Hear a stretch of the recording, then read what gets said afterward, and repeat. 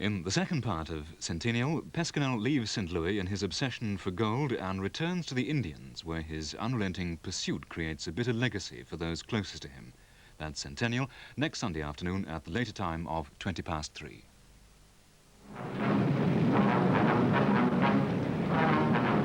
Tonight on BBC1, Hellfighters stars John Wayne.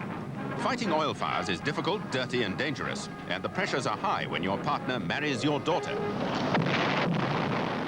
All right, you got something on your mind. Let's have it. Stop looking out for me because I'm your son-in-law.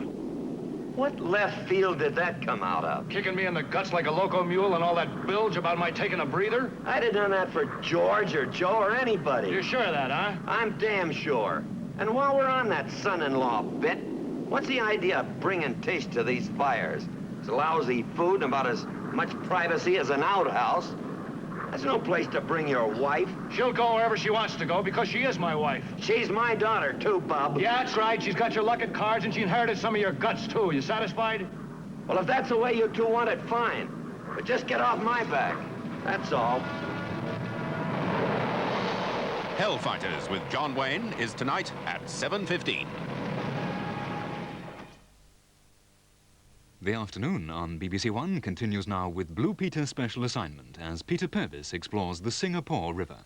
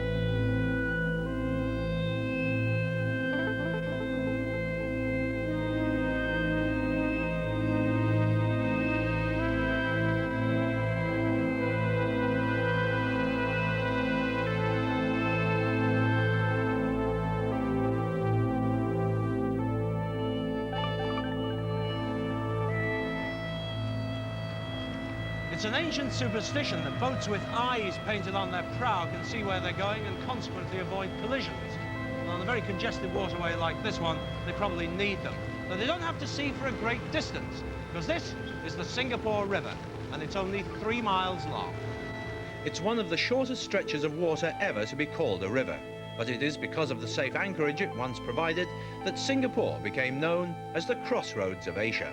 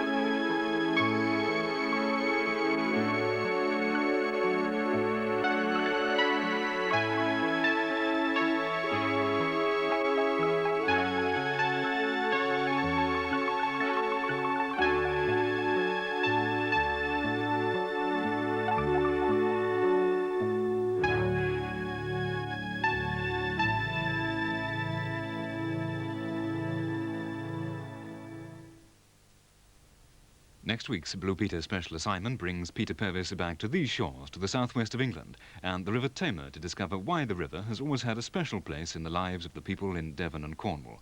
And it's the last in this series about rivers. That's Blue Peter special assignment, next Sunday afternoon at 10 to 5. Jane Austen's Pride and Prejudice continues in 10 minutes on BBC One. It's the fourth part of this classic story. Now, at 25 to 6, here's the news with John Edmonds.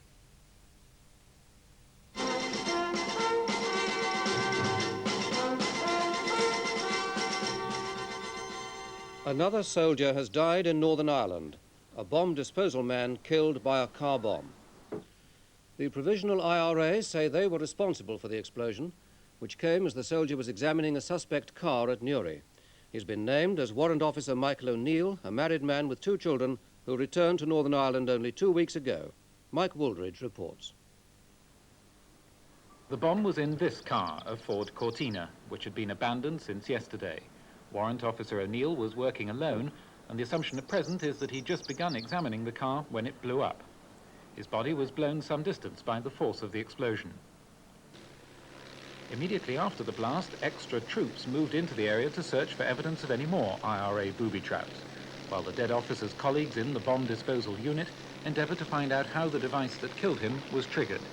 He was the 17th member of the team to be killed in Northern Ireland, but the first for over 4 years. The incident occurred alongside a predominantly Catholic housing estate, and troops took up positions around the estate while the investigations went on. The soldier who died in this morning's explosion was the 6th to be killed in this area within a few days. It was only just over a week ago that 5 soldiers were killed half a mile away from here, when their Saracen armoured car was blown up by a bomb placed in a culvert. The Northern Ireland Secretary, Mr. Atkins, says he's considering a possible ban on the Protestant paramilitary group, the Ulster Defence Association. Last week, a quantity of arms and ammunition was found at UDA headquarters in Belfast. The month-long People's March for Jobs ended today with a mass rally in Trafalgar Square in London. Thousands of people swelled the ranks of those who walked to the capital from Liverpool to protest at unemployment. Clive Ferguson watched today's events. Tens of thousands of trade unionists were in Hyde Park for the arrival of the 500 men and women who'd started out from Liverpool a month ago. Union officials and Labour politicians were there too to address the crowd, though Tony Benn didn't speak, merely stood to applaud his party leader.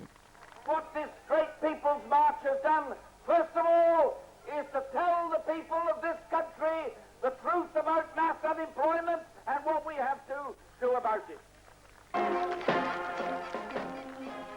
When the marchers started for Trafalgar Square, they led the largest crowd they'd seen since they left the northeast.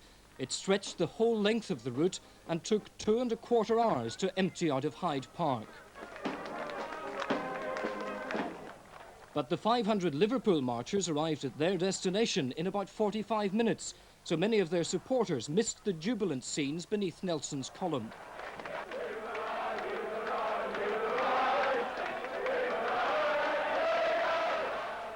The walking is now over, but tomorrow the marchers will meet the Shadow Cabinet and the Employment Secretary, James Pryor.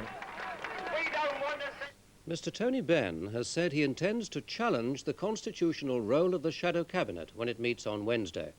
Speaking on London Weekend Television's Weekend World programme, Mr. Benn said he wanted the Shadow Cabinet to be more accountable to the party, and Labour MPs should be able to reshuffle a Labour Cabinet if they weren't satisfied with its performance.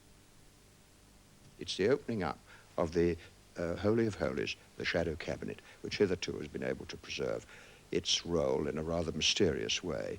And that's one of the main problems the party faces. The Shadow Cabinet doesn't really agree, or most of them, many of them, with the policy of the party. Talks to try to resolve the civil servants' dispute have resumed in Whitehall. The civil servants have been asking for 15%, but the government had originally said they could not go above 7%. The talks are now in their 3rd day, and there's no news yet of any developments. More than 250,000 people packed into Warsaw's main square this afternoon to attend a requiem mass for Cardinal Wyszynski, the Polish primate who died on Thursday, aged 79. Cardinal Wyszynski had been head of the Roman Catholic Church in Poland for over 30 years. Our Eastern Europe correspondent, Tim Sebastian, reports. Today's funeral was the largest ceremony of its kind in Poland since the communists came to power. It ended 4 days of national mourning and brought tens of thousands into the capital from all over the country. Among the mourners were senior government leaders who'd given permission for the building of a 40-foot-high cross in Victory Square, a sight unthinkable elsewhere in Eastern Europe. But the death of Cardinal Wyszynski has again highlighted the power of the Roman Catholic Church in Poland and given the state a reminder it can't ignore. Wyszynski may be dead, but the church he fought for shows all the signs of surviving. In Rome, the Pope said in a recorded message that although he was unable to be in Warsaw in person for the funeral, he would be present in prayer. And he said he hoped to be out of hospital to meet bishops at a special congress next Sunday. The Bangladesh government has issued what it's called a final ultimatum to rebel army units to surrender or face stern and drastic action. The government has twice extended the deadline to the troops holding the city of Chittagong, but now says if they give up by 1 o'clock tomorrow morning, they'll be given amnesty.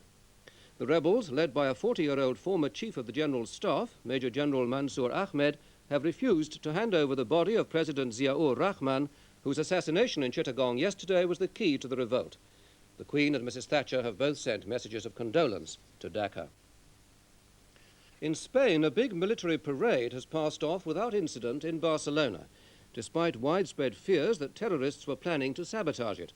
Last week, after the ending of the Barcelona bank siege, a tunnel was found near the spot where King Juan Carlos was due to give the salute. As a result, extra police were on duty.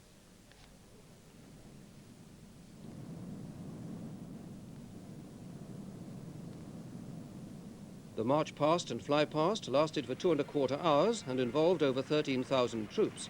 Hundreds of thousands of people watched, despite the strong nationalistic tradition in Catalonia. Cricket.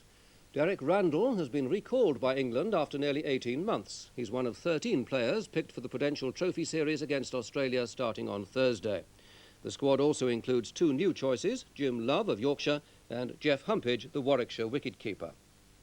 Finally, motor racing, and the Monaco Grand Prix has been won by Gilles Villeneuve in a Ferrari, with the Australian Alan Jones second in a Saudia Williams.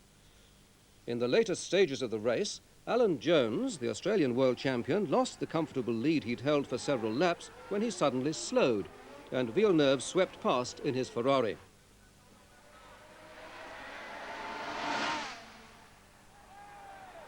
It's thought that Jones's Williams car was running out of petrol when he made a quick pit stop. Villeneuve went on to win without further opposition. Jones did manage to finish the race in second place. And you can see highlights this evening at 10:05 on BBC2. That's all for now. Our main news at 9:10. Let's have a look at the weather with Jim Bacon. Good evening to you. Well, I think you'll be pleased with this one. For many of us tomorrow, it'll be a fine, dry, warm and sunny day. But down in the south, you'll find that another low with its fronts will be bringing some outbreaks of rain later on. These fronts clearing away in the meantime overnight. So starting with tonight's chart, for most parts of the country, it's already become dry, and I think it'll be a fine night. The last of the thundery rain left in these eastern areas is going to clear away during the course of the evening and moving northwards to Shetland later on, where it's going to be rather a misty night. While tomorrow, on the other hand, many areas by then starting off dry, bright, with some warm sunshine, particularly inland areas where temperatures could reach 22 centigrade, which is 72 Fahrenheit, so a much warmer day than we've seen lately. Near the northeastern corner of Scotland, to begin with, you'll find that rain reluctant to clear, but it will move away during the morning as brighter weather pushes up from the south. Then down in the southwest, the next lot of cloud thickening up later on in the afternoon to bring some outbreaks of thundery rain along, reaching many of these other southwestern parts by the end of the evening. Most other areas staying dry. And that's it. On BBC1. At 7:15, action and adventure with Hellfighters. John Wayne and Jim Hutton star as the men who head a team that risks its life facing the dirt and the dangers of oil well fires. At 9:25, that's Life, with yet another collection of the unique, the offbeat, and the positively bizarre.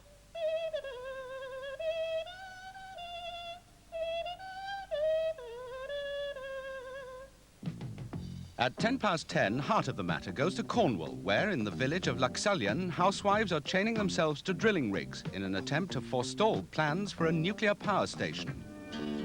At 10:45, Generations talking with Mavis Nicholson, who tonight brings together old and young West Indians living in southeast London. At 11:10, The Sky at Night looks forward to Voyager 2's next great encounter with the mysterious giant, the planet Neptune.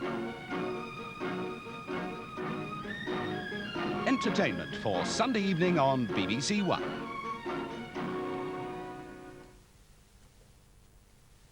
And Sunday's programmes continue now with episode 4 of Jane Austen's Pride and Prejudice.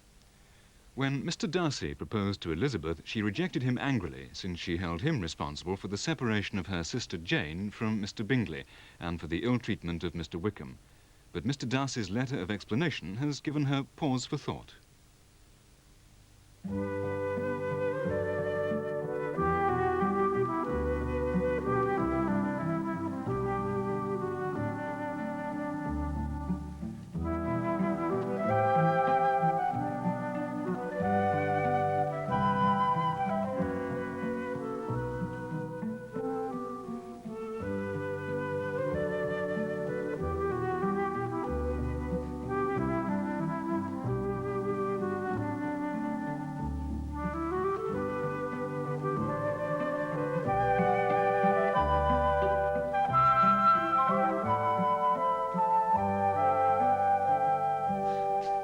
Darcy proposed. You are astonished. So was I. Only astonished for a little. Interest to sportsmen. Only members with green balls will be allowed to play at this squash club. Good night.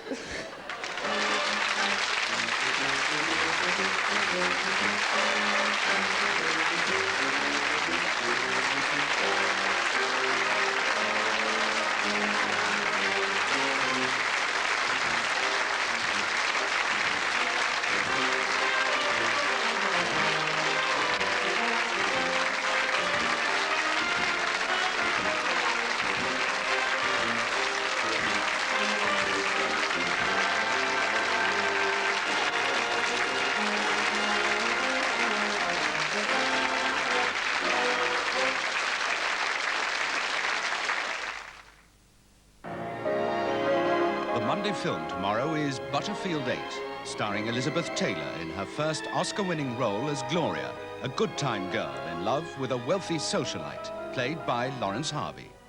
You're a heel. A low-down, rotten heel. Anything that doesn't go your way, anything you can't have, you destroy. You married a lovely, faithful woman, and you mistreat her because you blame her for the life you lead. Drinking, leching, and lying. You won't face the truth. Eddie Fisher plays Steve, whose relationship with Gloria further complicates her love life. Start being honest with yourself. You're making a mess out of your life and you're forcing me to watch it. Do you want me to go? Yes. Good. Yes. Butterfield 8, tomorrow at 9:25 on BBC1. No. In 35 minutes, Generations talking with Mavis Nicholson about the widely held traditional belief among West Indian parents that children should be seen and not heard. That's at 10:45. And it follows our next programme on BBC1, in which Peter France reports from Cornwall for Heart of the Matter.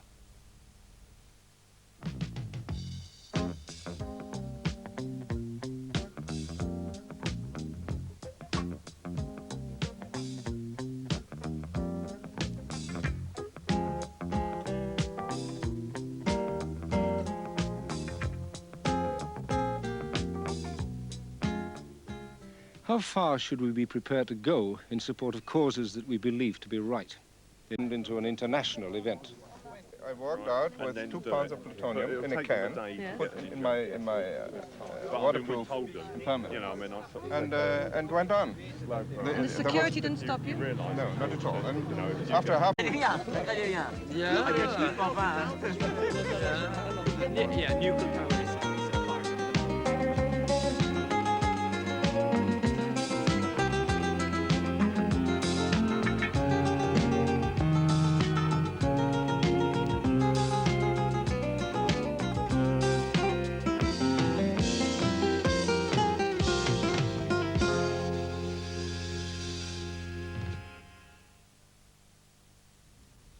Next week, Peter France goes to the heart of the matter at the slightly later time of 10:15. Later this evening on BBC1, The Sky at Night turns its astronomer's eye towards the little-known planet Neptune.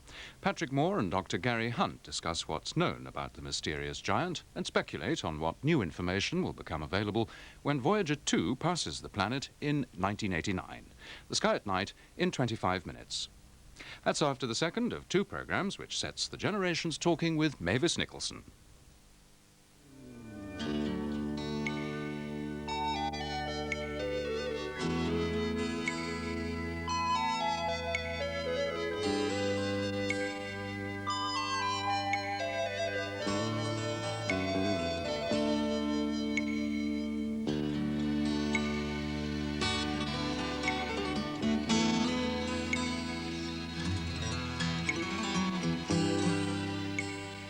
We're in southeast London, in Greenwich, in a community centre which once upon a time was a royal palace. And the generation... All very much, and certainly you, Chester, for that last rousing cheer about educating ladies. Oh, yes. See you next week. Thank you, thank you. I don't agree with you. I wanted that particularly to come over because my reason is whether she gets a husband and prove to be like me or somebody else, she could still live by virtue of her ability to live. But with Kenrick, whether he learned or didn't learn, he had the background of the heredity of his to live on.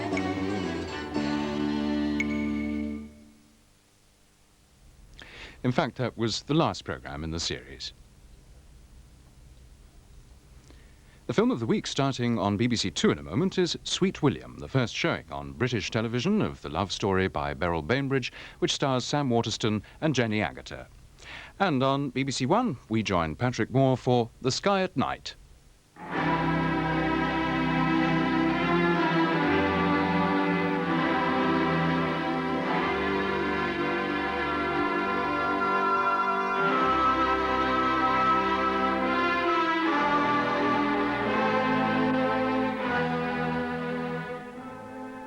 Good evening. Before coming up for the moment, from Gary and myself, and from Neptune, good night.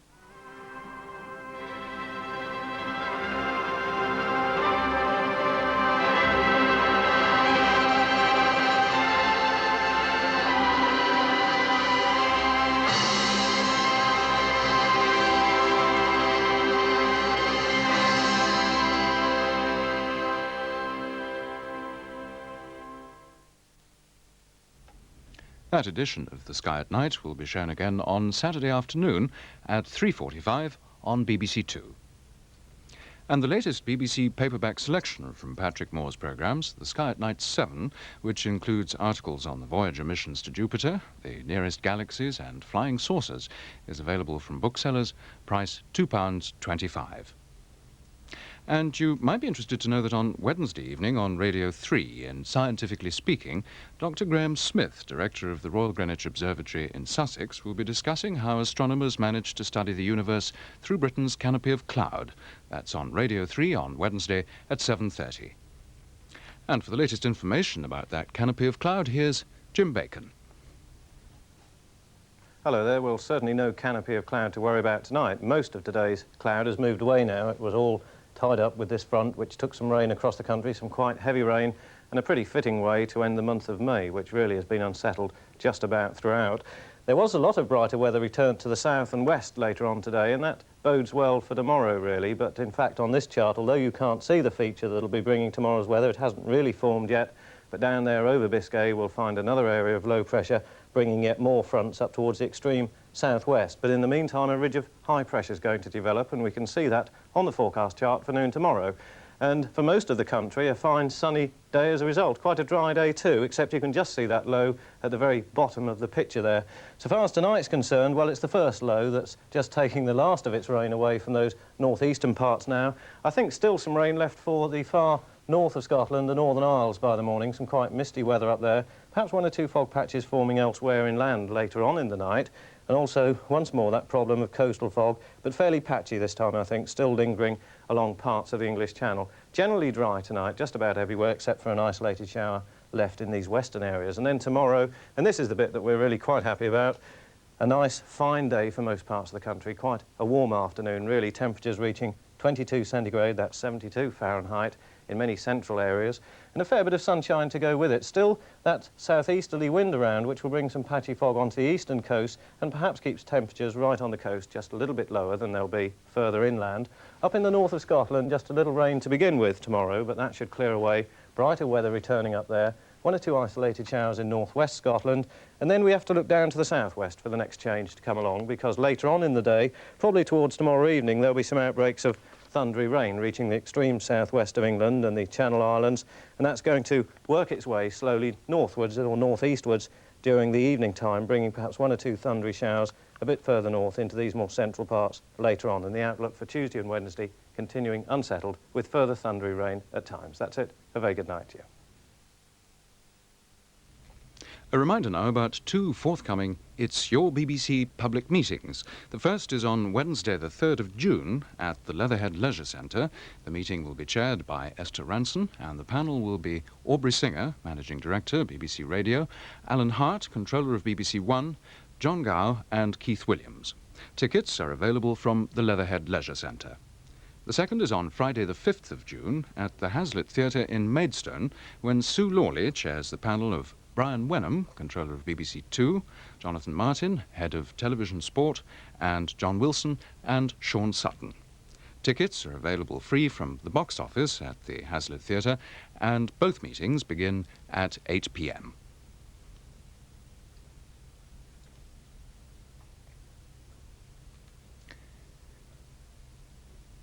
Well, the time now is coming up to 24 minutes to midnight. And just before we leave you, our usual reminder that Radio 2 will be keeping you company through the night. Pete Murray is currently presenting his late show, and Liz Allen welcomes you and the night and the music at 2 a.m. But now from BBC1, good night to you.